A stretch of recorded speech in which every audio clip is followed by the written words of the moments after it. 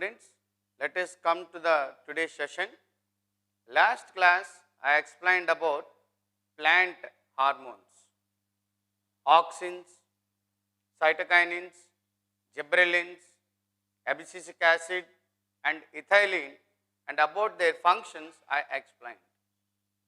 Now in today's class we are going to be learn discovery of phytohormones and F.W. Went experiments in the discovery of phytohormones. The last one, tropic and nastic movements, we are going to be learned in this class. Now let us start about the discovery of phytohormones. As I said, plant growth substances, I mean plant hormones, I mean phytohormones, first proposed by Mr. Charles Darwin and his son Francis. Phytohormones, I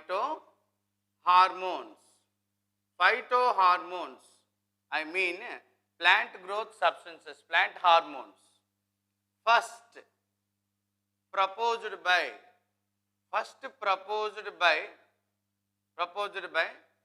Charles Darwin and his own son Francis. Charles Darwin and his son Francis, they conducted experiments on oat plants. On which plants they are conducted experiments? Plants, oat plants. They conducted experiments on a oat plant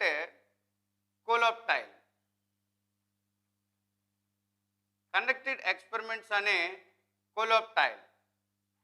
Okay, coloptile means it is just nothing but a seedling, a seed which has root system and it has only shoot.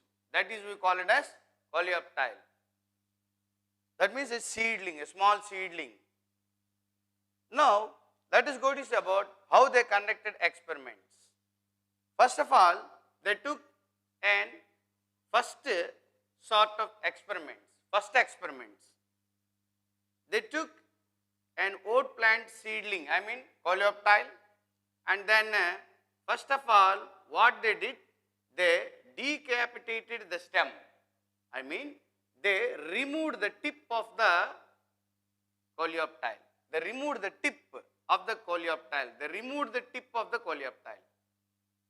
Then after a few days they are observed whether the plant it grows or not. Then as usual, whatever they assumed that is happened. The plant is not shown any growth because the tip was removed. I mean it is decapitated. So decapitated stem will not show any growth. So this is an experiment A. And then after that what they did, they took another oat plant coleoptile. Then at the next time what they did, whatever the tip it was decapitated, again they replaced the tip on the decapitated stem. Again they replaced the stem. Again they replaced the tip on the decapitated stem. Here what they did, they cut the tip. Here what they did in the experiment B, again replaced the tip on the stem. I mean decapitated means tip was removed from the stem. Such stem is called as decapitated stem. Whenever the tip was replaced on the decapitated stem, what happens? Yes, exactly. The plant shows growth. The plant shows growth. This is the experiment. First, it was done by Charles Darwin and his son Francis. By this, what it is concluded? What is the conclusion? Come and tell me, what is the conclusion? If the tip is removed, the plant do not show any growth. Again, the tip, whenever it is replaced on the decapitated stem, again it shows growth. What we can conclude from this experiment? There is something in the tip that is influencing the growth. Okay, that is something in the tip. Something, we don't know that something. Something in the tip. Something in the tip influencing. Something in the tip influencing the growth. Influencing the growth.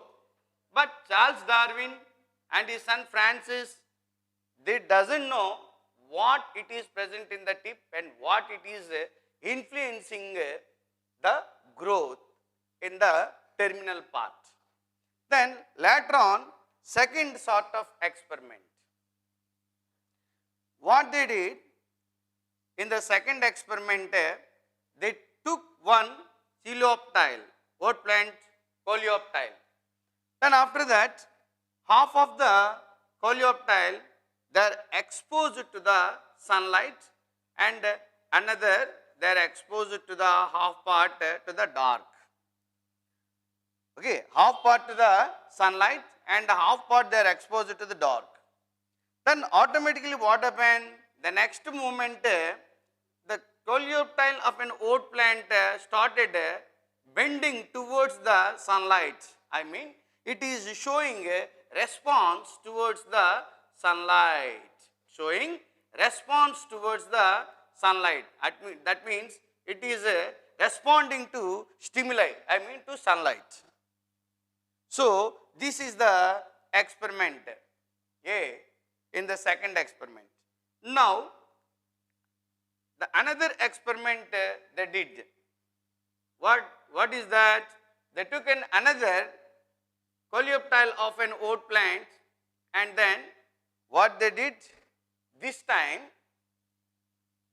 they took an aluminum foil, that is a opaque substance, that means it doesn't allow the sunlight to pass through. And what they did, that the aluminum foil, they covered the tip of the plant, I mean coleoptile, with an aluminum foil. With an aluminum foil, F-O-I-L, foil, aluminum foil. It doesn't allow the light to pass through. Again, they did the same thing, half part they are exposed to the dark and half part they are exposed to the sunlight. Then the next moment what happens? The plant did not show any response towards the sunlight.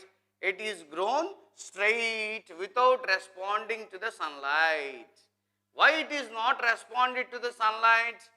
Though we are exposed, because the tip was, it is covered with a foil, opaque substance, so that the light will not fall on the tip, so that it is not responded. So by this what we can conclude from the second experiment, what we can conclude by this? There is something in the tip which is influencing to respond towards the light. There is something is present in the tip, something present, something in the tip, influencing, something in the tip influencing the response towards stimuli. I mean response towards the, here what is the stimuli? Sunlight, exactly. Here what is the stimuli? Sunlight. If it is not covered, if tip is not covered, then it is responded toward the sunlight. If the tip was covered with an foil, then it is not shown any response towards the sunlight. By these two experiments conducted by Mr. Charles Darwin and Francis, we can conclude that there is something in the tip which is influencing the growth and as well as responding the plant towards the sunlight.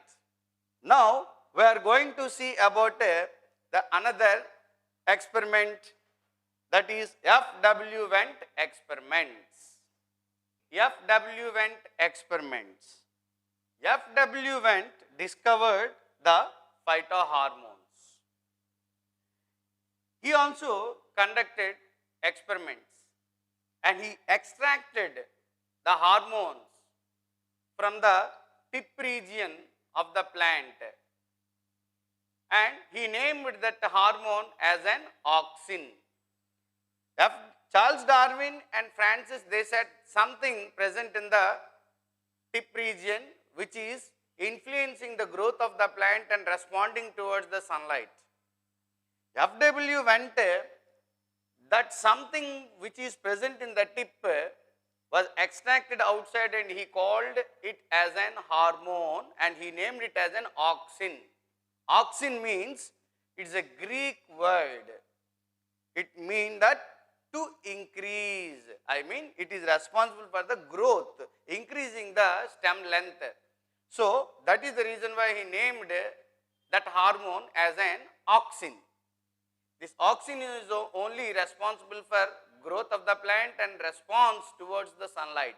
The auxin only influencing the plant to grow and to respond towards the sunlight. Now we will go to see about F.W. Went experiment he proved, how he proved. Now he also conducted experiments on oat plant, coleoptile. He took a coleoptile and then he cut off the tip of the coleoptile first. He cut off the tip of the coleoptile. I mean he decapitated the stem. He decapitated the stem, removed the tip, decapitated the stem, removed the tip. Then after that, what he did? Whatever he removed the tip, you know that the tip it is consists of Charles Darwin and Francis, they said something there is present in the tip. What is that something? Just now I said that this is a hormone which is present in the tip. What is that hormone? Auxin. See how he is going to be discovered that. So it is an hormone, it contains a hormone, auxins. So that is the reason why what he did, he placed this decapitated tip, this tip he placed on an agar block. Agar block. This is an agar, A-G-A-R, agar block.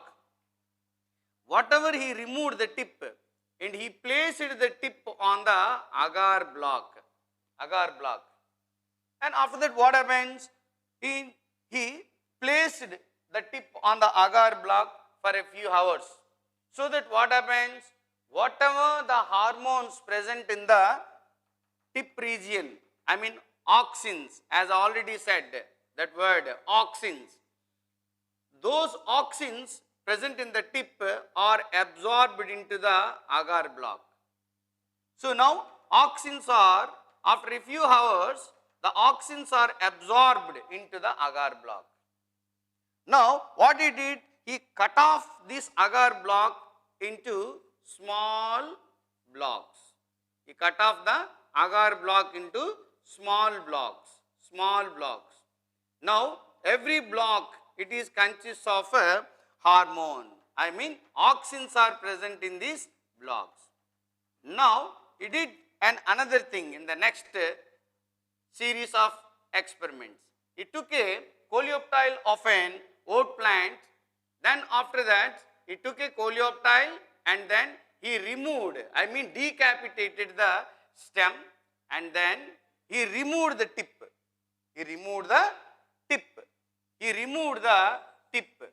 Instead of tip, he placed the agar block. Instead of tip, he placed the agar block on one side of the plant stem, on one side of the plant stem. So here what happened? The agar block, whatever we placed, it contains auxin. And of course, the tip is also contains auxins, but he want to be discover what the tip it contains, how it is influencing. So that is the reason why instead of tip, he placed in an agar block on one side of the stem. Then after that, in the next movement, what happens? You see this. The next movement in the series of experiment, what happens? And he exposed this one side to the sunlight and other side he is exposed to the dark.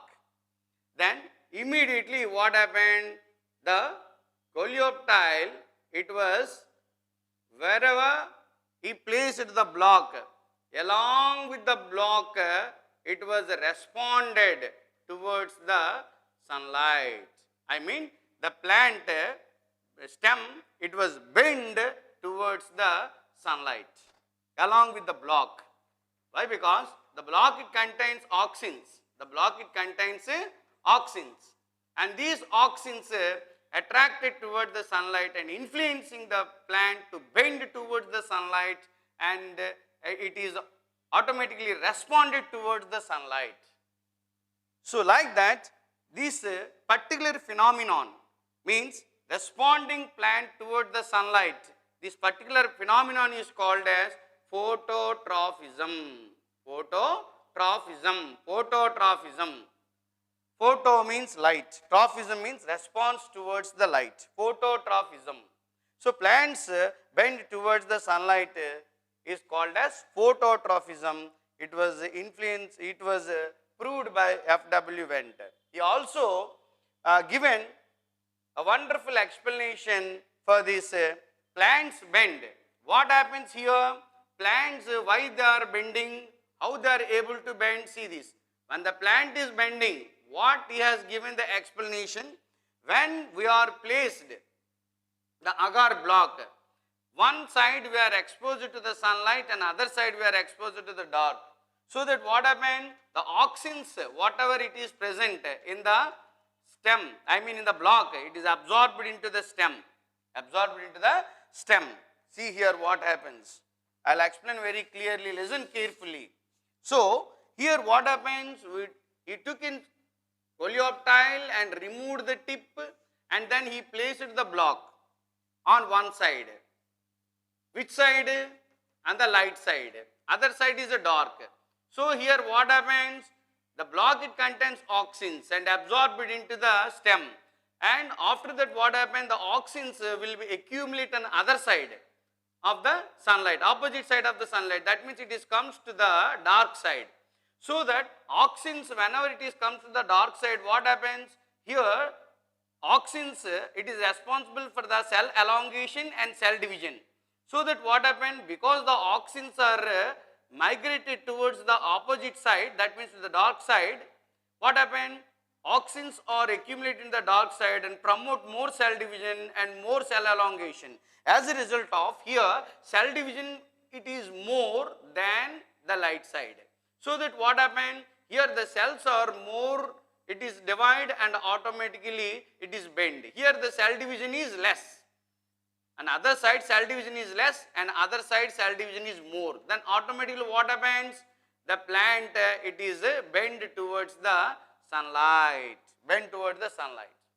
So this is the explanation given by Mr. F.W. Wendt. Like that he discovered the hormone, first hormone, and he named it as an auxin. Auxin means it is a Greek word. It is a Greek word, and it means that to increase. Auxin means to increase.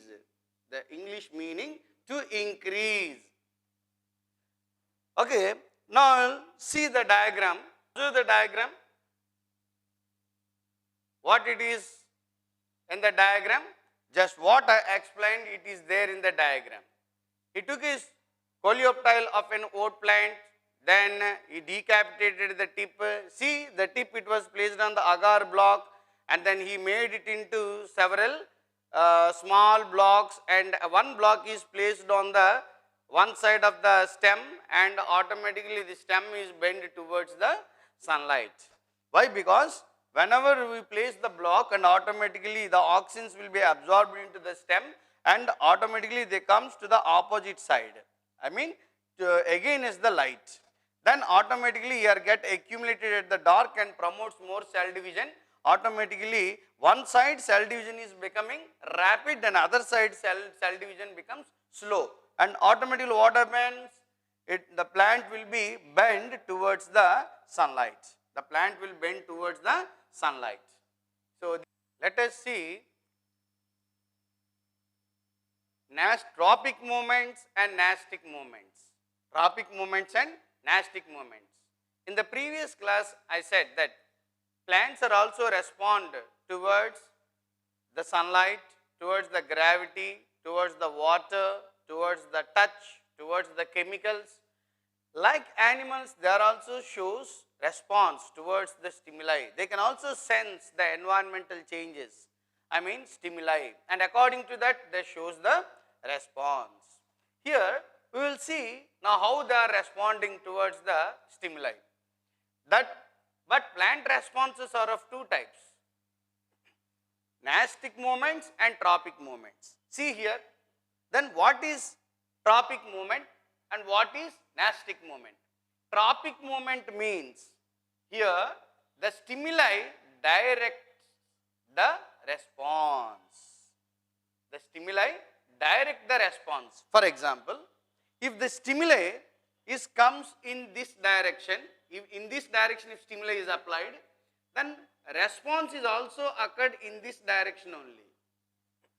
Stimuli if it is in this direction, response are also in this direction, same direction. In the nastic movement, here the stimuli will not direct the stimuli. Here the stimuli will not direct the response. Will not direct the response. Here the stimuli will not direct the response. Here the stimuli will not direct the response. I mean, for example, if the stimuli is in this direction, response may be in other direction. This is the stimuli and this is the response. See here what happens. Here it is the stimuli and here it is the response. See, the stimuli is in this direction, response towards the stimuli. Here stimuli in one direction, response in another direction. Okay. So tropic movement means here the stimuli directs the response. Nastic movement means here the stimuli will not direct the response. Now let us go to see about the response, phototrophism first. Tropic movements are of different types: phototrophism, geotrophism, whereas hydrotrophism, chemotrophism, thigmotrophism. Now go to see about hydrotrophism. Response towards the light is called as phototrophism. Photo means light, tropic movements means response towards the stimuli. Response towards the light is called as phototrophism. If you take a potted plant and if you keep this potted plant in the window, near the window means inside the home, near the window, if you keep a potted plant, what happens after a few days? The plant will grow towards the sunlight. That means it grows through the window, Here what happens? One side it is exposing to the light and other side is exposing to the dark. So that what happens? Automatically the plant shows towards the bending towards the sunlight. This is the response towards the sunlight, phototrophism. Now go to see about geotrophism. Geotrophism means response towards the gravitational force, that means towards the soil. Here what happens? See, first of all, take a beaker, and now a transparent beaker. Now after that pour some amount of soil in the beaker, soil. Now after that take a bean seeds and then sow the bean seeds at one corner of the beaker. Now what happens? Pour water so that during the favorable conditions the seeds what happens? Will germinate, so that After a few days, if you are observed, the roots are developed and the roots where it grows towards down. What towards down? Soil. Soil means here it is a gravity, towards the gravitational force. Whereas the plant stem, it is grows towards up. I means here we have a sunlight in upward direction. So this is towards the phototrophism. Stem always grows towards the light, phototrophism. Negatively, geotrophism. Whereas the roots always grows towards the gravitational force. Negatively, phototrophism. So here roots always grows into the soil. It is because of they are attracted towards the gravity. The tip of the roots contains auxins. These auxins are influences and attracted towards the gravitational force. So that automatically roots are, it is grows towards the soil. This is called as geotrophism. For example, if you see same pot, if you are tilt it, I mean if you are tilt this same beaker, if you are tilt the beaker, then what happens, and leave this plant for a few days.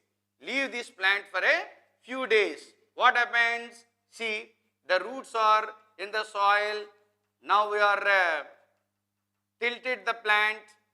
Now do one thing, you cut the bottom of the pot. Cut the bottom of the pot. Now what happens? After a few days, again the roots are grow and then it takes a downward curve and once again it is grows towards the soil.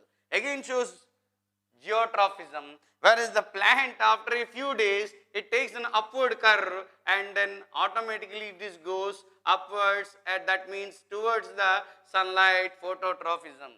That's why I said that is.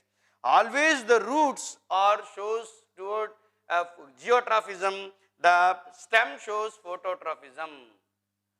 So this is about phototrophism and geotrophism. Next, another one is hydrotrophism. Some of the plants say this is hydrotrophism. Hydrotrophism. Hydrotrophism means response towards the water. Hydro means water. Response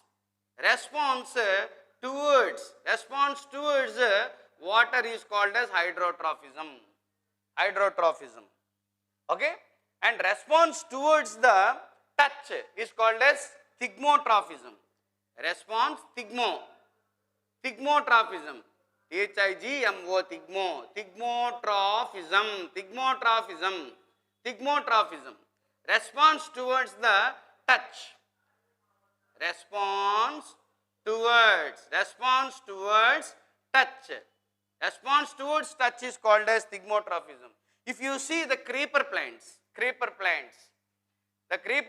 like bottle gourd and ridge gourd and whereas better gourd, and these plants they'll have a weak stem so that they can't grow erect. So that in order to make the plant erect, some fine spring-like structures, those are called as tendrils. If you see the plant stem is very thin, so that at the leaf portion or from the stem portion, some spring-like structures are arises. These are called as tendrils. Tendrils, tendrils. These tendrils will take the support. That means if there is any host plant or in any stick or in any wall, then automatically what happens? These spring-like structure, tendrils will goes and then they take the support of this one and automatically drag the plant onto the support. So that what happen? Touch. It is a touch, attracting towards the touch. So plants are responding towards touch is called as thigmotrophism. Thigmo means touch. Trophism means towards the touch. So here photo, towards light. Plants also have life. They are also living things, response towards the environmental change, light, towards the gravity, towards the water. Hydrotrophism, towards the touch. Like this. Chemotrophism. Have you seen a pollination? The pollen grains are transferred from anther to stigma. So from at the stigma it contains a sugary substance. So that what happens? It is attracted towards a sugary substance. So that is the way it is occur. See the slide ma. Here one plant is growing towards the sunlight, that is indicates phototrophism. See, I already explained now, we are taken pot and pot it is tilted, the roots are growing towards the gravity and stem is growing towards the light. See, some plants are growing towards the river and the bank of river, that is because water. The plants are attracted toward the water, that is the hydrotrophism. See, the other plant, that is the spring-like structures you are seeing, those are called tendrils. They are taking the support of host plant and it is coming and it is entwined the host plant. So that is thigmotrophism. Thigmotrophism. Chemotrophism is just best example, pollination. Now I will go to say about nastic movement. Here the stimulus will not direct the response. Here we have seen all the responses are occurred towards the stimuli. Here stimuli is in one direction, response is in another direction. Best example is Mimosa pudica, touch me not plant. If you touch the plant, automatically what happens? It will move away from the stimuli. Stimuli is in one direction, but response is in other direction. This is we call it as nastic movement. Touch. Touch means thigmo. Here thigmo, but it is moving away from the stimuli, not directing. Stimuli not directing the response. So it is a nastic movement. So that's why it is called as thigmonasty. The movement of Mimosa pudica is called as thigmonasty. Thigmonasty. Thigmonastic movement. Thigmonastic movement.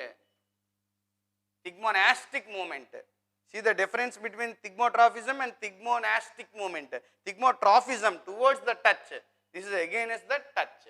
Now let us go to see about the keywords.